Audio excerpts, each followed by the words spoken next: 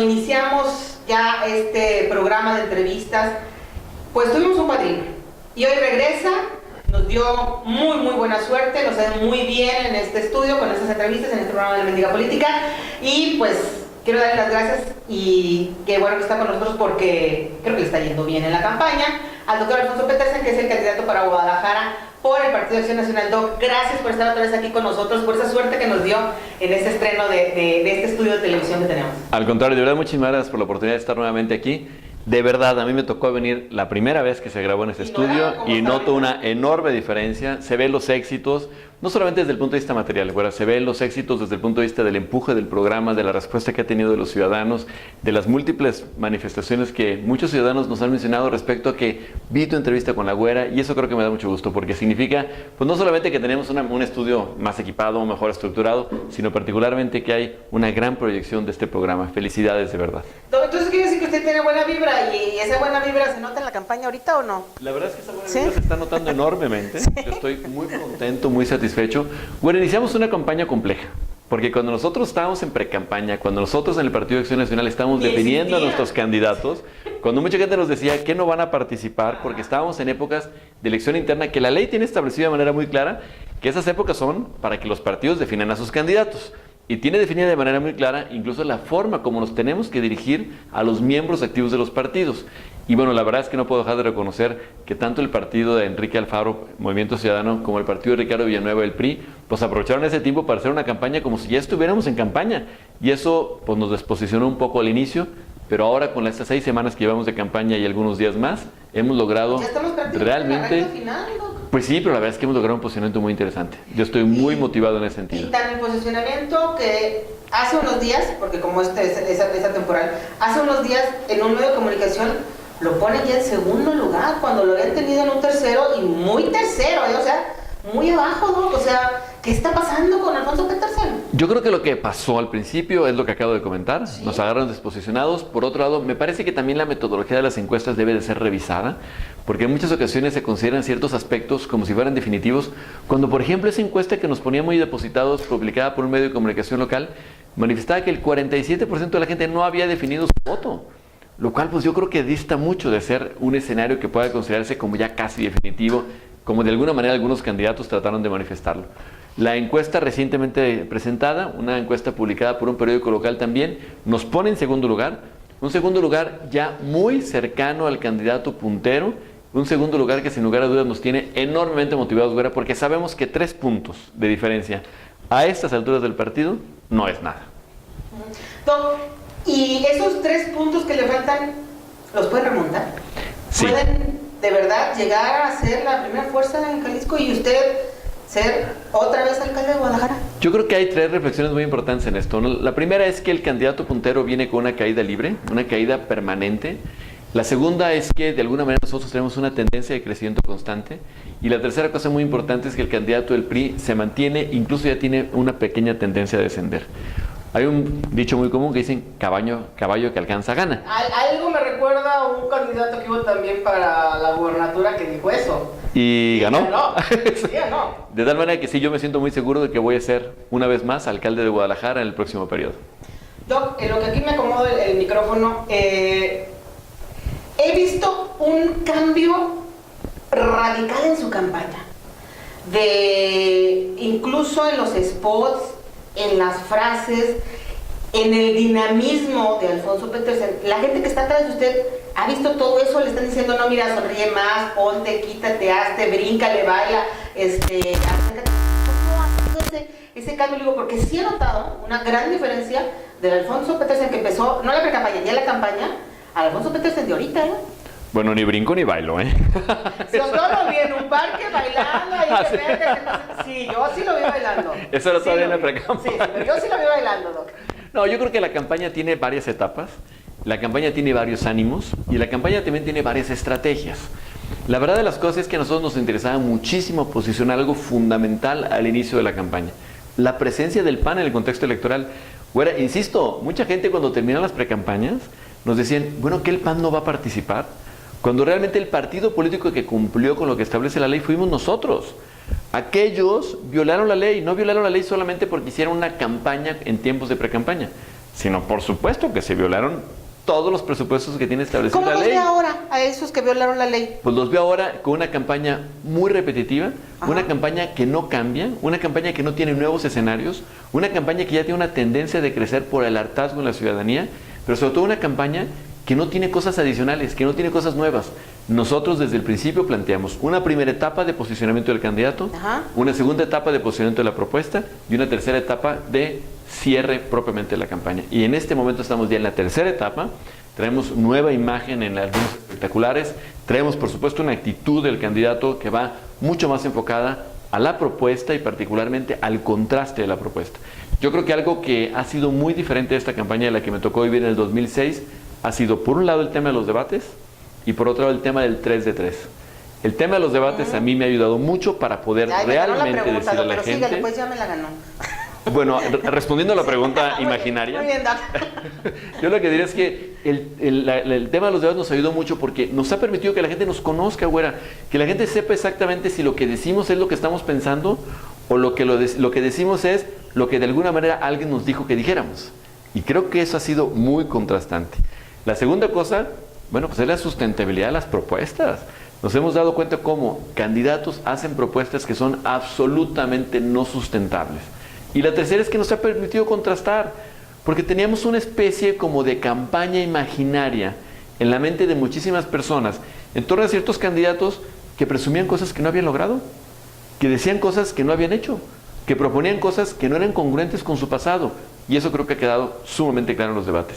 Y el otro tema es el 3 de 3.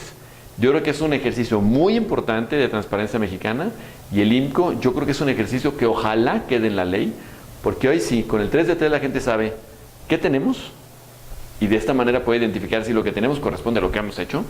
Segundo, si lo que estamos aspirando no tiene un conflicto de intereses. Y lo tercero que me parece muy importante, si cumplimos la ley con una cosa tan básica como el pago de los impuestos. Doc, y el hecho de que, como dicen algunos, pégale al que va a la mero arriba o a algunos de los punteros, en esta mal llamada guerra sucia, ¿cómo la ve usted? Yo creo que hay de que separar muy bien lo que es la guerra sucia del contraste, ¿no? O sea, una guerra sucia es una difamación. Es que a los que están atacando van a decir, es guerra sucia, y los que están por el otro van a decir, no, es contraste. Sí, digo, la difamación, yo estoy absolutamente en contra de la difamación. La difamación es mentira, la difamación es engaño. Eso no nos ayuda a nadie, no le sirve a nadie. Yo estoy absolutamente en contra de la difamación, pero estoy absolutamente a favor del contraste. O sea, güera, si una persona dice que va a cumplir la ley y no paga impuestos, perdón, eso sí hay que contrastarlo. Si una persona dice que tiene un patrimonio, pero no dice de dónde lo obtuvo, cuando sabemos muy bien, como el caso de Enrique Alfaro, que en tan solo 3 años aumentó en 30 millones de pesos su patrimonio, cuando todos sabemos que tiene 3 años de no trabajar, porque tiene 3 años haciendo campaña por Guadalajara. Es por osmosis, Doc. ¿Sí? Bueno, él dice que lo recibió de una herencia. La verdad de las cosas que yo creo que lo que debería hacer es demostrar que lo recibió de una herencia. Es lo más fácil que hay. Toda persona que recibe una herencia tiene un documento que lo justifica, un documento que lo establece. Pero bueno, vemos el derecho de la duda. Pero además de todo, no pagar los impuestos, me parece que sí es algo muy cuestionable. Y es algo que la gente lo tiene que saber. ¿Por qué? Porque ese intenta ser nuestro gobernante. Y ese gobernante que no demuestra de dónde vienen sus ingresos, y ese gobernante que no paga impuestos, pues perdón, pero es un gobernante que ya está cometiendo 2 graves infracciones, que al ser gobernante probablemente caiga en mucho más tentaciones. ¿Cree que de aquí al final puedan salir más cosas de estas de contraste, de situaciones de ilegalidades que puedan tener algunos de los candidatos? Yo creo que sí. Honestamente yo me siento muy seguro por ese lado, porque siempre he actuado durante toda mi vida con estricto apego a la legalidad, como médico, como persona, como funcionario público. Pero yo la verdad con lo que estoy viendo ahorita, con las cosas que nos estamos enterando, yo no descarto que salgan más cosas respecto a algunos de los otros candidatos. Doc, en el tema de este inicio de expulsión de Emilio González Márquez de las filas de Acción Nacional, eso, en el caso suyo, ¿le ha beneficiado en el sentir de los panistas y de la ciudadanía que digan, ay, qué bueno, doctor, que ya lo expulsaron? ¿O ha sido al contrario de que, ay, oiga, pues es un militante, no sé, usted explíqueme cómo yo la verdad creo que desde el punto de vista electoral, como rendimiento electoral, ni pone ni quita. Lo que sí genera de alguna manera, particularmente entre los panistas, es un sentimiento de congruencia. Güera, todo el mundo sabíamos que desde el 2012 Emilio González Márquez estaba trabajando para la campaña de Enrique Alfaro. Pero lo que no sabíamos, y lo digo con toda claridad, es que derivado de las declaraciones que hizo el expresidente Calderón, que Emilio González Márquez le llevó a Alfaro a una reunión para que pudiera obtener el apoyo de Felipe Calderón y apoyarlo como candidato del PAN, cuando el PAN ya tenía candidato. ¿Ya estaban en campaña? Cuando Fernando Guzmán ya era el candidato del PAN, ya estábamos en campaña. Quizá yo lo digo con un poquito también de sentimiento complementario, porque yo participé en una elección interna que me ganó Fernando, que al final de cuentas hizo a Fernando gobernador. En esa elección interna lo que se dijo en todo momento, y que a mí de manera muy clara me lo dijeron, es que Emilio González Márquez estaba apoyando a Fernando. Lo cual nunca critiqué, pues cada militante debe de tener el derecho a decidir quién quiere que sea su candidato y en un momento determinado quién quiere que sea el futuro gobernador. Pero lo que yo sí siento que no se vale es que ya teniendo un candidato determinado haya ese tipo de maniobra que yo creo que sin duda pues iba necesariamente de la mano de algunos acuerdos con Enrique Alfaro y Emilio González Márquez para que una cosa como esa pudiera haber sucedido. En estos momentos, ¿siente que esté pasando lo mismo?